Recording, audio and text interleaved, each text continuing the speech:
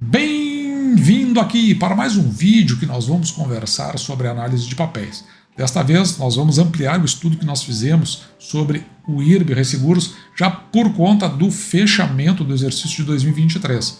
Anteriormente, o IRB apresentou alguns documentos, não eram os principais, porque ele estava aguardando o resultado do relatório de uma auditoria independente. E agora, de posse desse relatório, o IRB publicou no dia de ontem esses resultados. Hoje é dia 29 de março de 2024, sexta-feira santa, agora são aproximadamente 11 horas e 20 minutos e os resultados foram publicados no dia 28 de março de 2024. E parece até que tem algumas informações bastante interessantes e, a meu ver, até são informações que nos trazem algum otimismo. E eu vou começar aqui pelas demonstrações contábeis individuais. Veja o fechamento de 2023. Eu já vou saltar aqui na página. Aliás, tem um detalhe aqui que é importante mostrar. Ela traz consigo o relatório dos auditores independentes e nós estamos interessados aqui nas demonstrações financeiras consolidadas. E para acelerarmos aqui o nosso estudo, vamos saltar aqui na página 11. E tem algumas informações aqui interessantes que a gente pode discutir.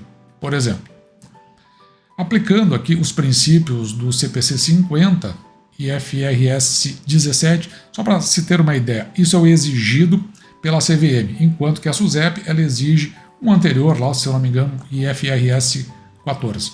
Então, foi observada a receita proveniente de resseguros, totalizando 5,8 bilhões. O documento que nós tínhamos anteriormente, pelo outro formato, era um pouquinho mais. Então agora fica a menor esse valor. E o valor apresentado aqui, ele cai bastante, né? Porque em relação a 2022 tinha sido de aproximadamente 7 bilhões. Enquanto que as despesas associadas ao resseguro foram de 4,4 bilhões e lá em 2022 tinha sido de 7,1. Claro, a gente já sabia, né, que o IRB vinha fechando no prejuízo. Outra informação bastante interessante é que o prejuízo líquido do exercício de 2023, considerando o CPC 50, então nós estamos falando desse modelo, dessa padronização, totalizou 123,9 milhões em comparação com 420,8 milhões em 2022. Se nós olharmos o resultado que foi apresentado anteriormente, que ainda não tinha esse aprofundamento e não se estava falando dessa padronização, tinha dado 114 milhões positivos, mas era quando se descartava o prejuízo que advinha de exercícios anteriores.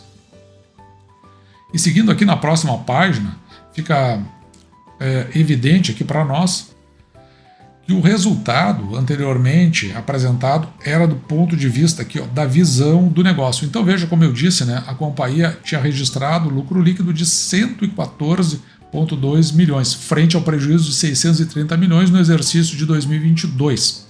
Mas vamos lembrar aqui que está expurgando dessa conta o prejuízo que vem sendo trazido por conta dos resultados anteriores.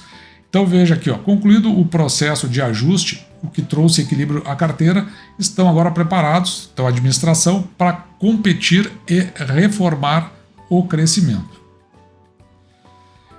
E seguindo na mesma toada, eu deixei importante essa marcação, as marcações são minhas aqui, é porque isso aqui está em consonância com o que a gente veio analisando ao longo de todo o exercício de 2023, nos relatórios mensais. Eles sempre reportam há 2 meses atrás. E aqui a gente já pega esse relatório com o fechamento de 2023. Então a gente consegue ver aqui, por exemplo, a redução dos prêmios emitidos, algumas coisas interessantes aqui, como por exemplo, as reduções que foram feitas, tanto no Brasil quanto no exterior, mas a gente sabe que quando vir a apresentação, ele vai continuar a dizer o que já vinha dizendo em outras apresentações por conta da teleconferência de resultados, que pretende ter 85% dos seus prêmios no Brasil e 15% no exterior. E o resultado líquido está aqui, o lucro líquido que a gente viu agora há pouco, né, que em 2022 tinha sido de 630 milhões negativos e agora 114 milhões positivos.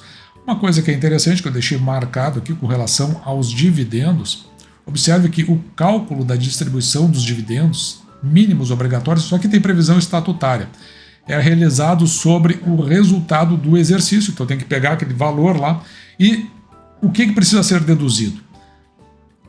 Os prejuízos acumulados, depois as provisões para imposto de renda e a reserva legal. Esse montante aqui final, ele fica registrado como passivo na rubrica, eu só vou deixar marcado, depois a gente dá uma olhada nisso, né?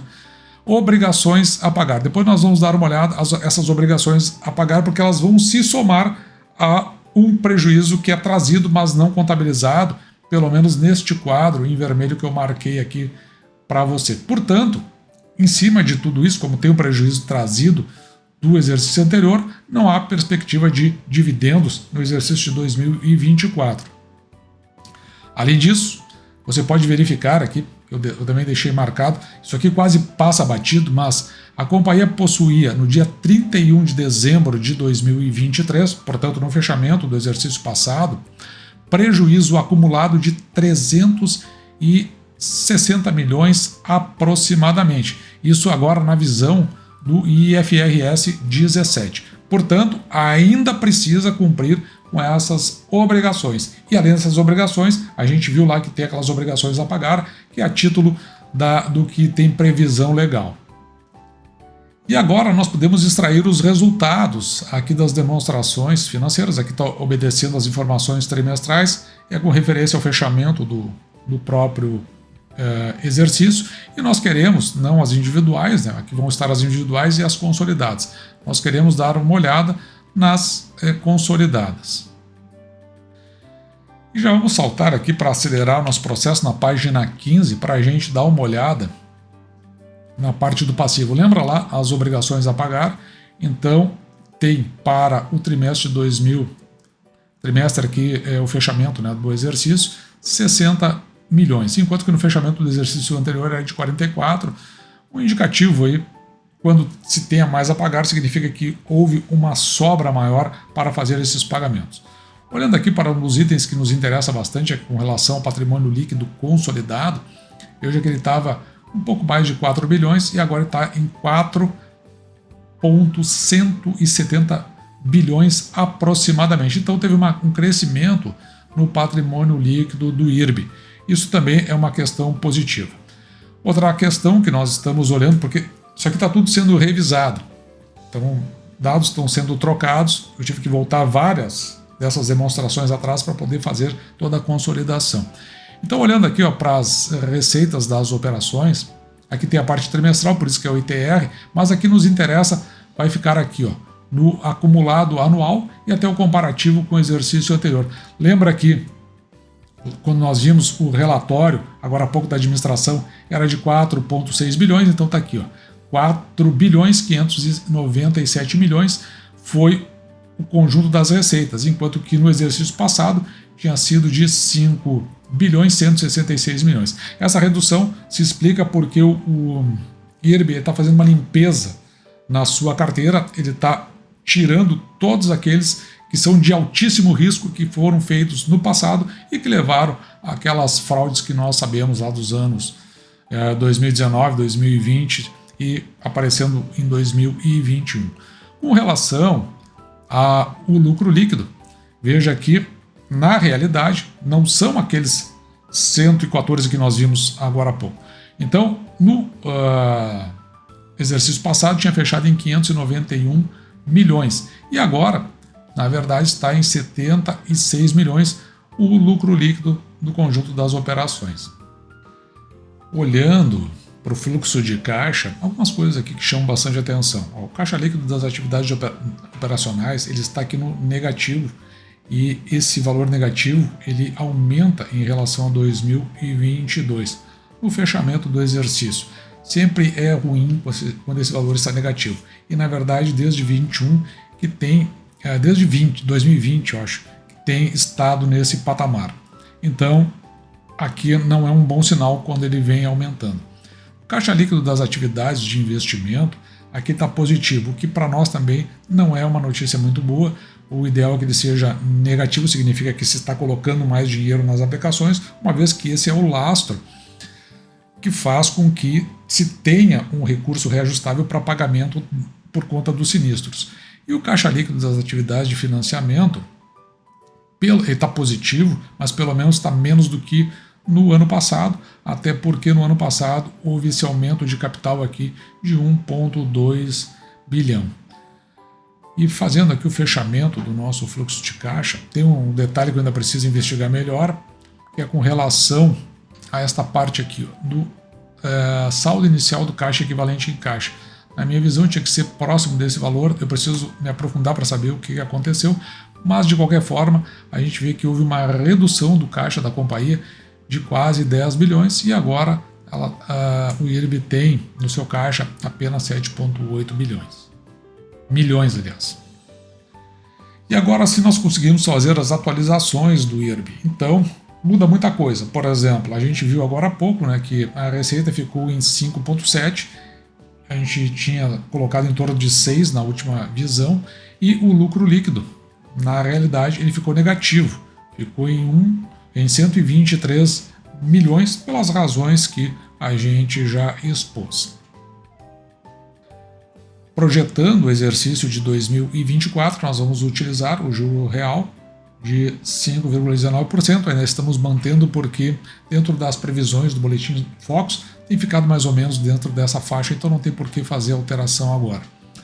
Mas a receita operacional, a gente consegue fazer uma projeção aqui dessa receita para um pouco mais de 6 bilhões no final de 2024 e um lucro líquido negativo ainda em 46. A gente fez uma composição aqui, um cálculo, não vou entrar muito no mérito, mas a gente ainda prevê que isso vem, pelo menos, né, a expectativa de uma redução. E se continuar nesse patamar, eu não estou dizendo que vai acontecer, mas pelo menos em 2025 a empresa já se qualifica para fazer o pagamento de proventos. Mas eu ainda preciso dar uma dissecada melhor, principalmente na parte do fluxo de caixa da companhia.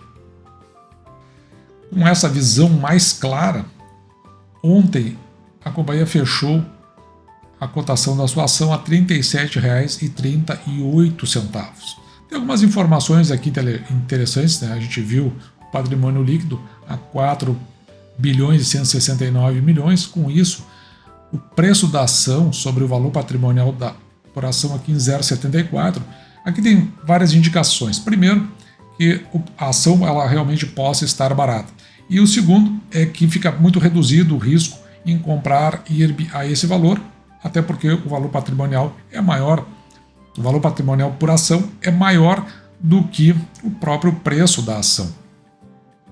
E já o preço da ação sobre o lucro líquido por ação vai ficar aqui negativo, principalmente porque o resultado foi negativo. Esse é o nosso indicador. Então não se tem expectativa nenhuma de pagamento de proventos do IRB para 2024.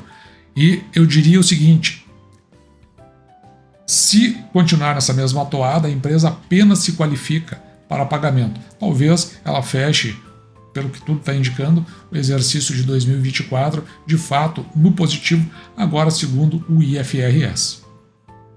Convém sempre lembrar que essa é uma ação de oportunidade na nossa carteira. Nós compramos essa ação, já corrigindo os valores, porque houve um agrupamento, quando ela estava cotada a R$19, e agora está cotada aí a 37, mais do que o dobro.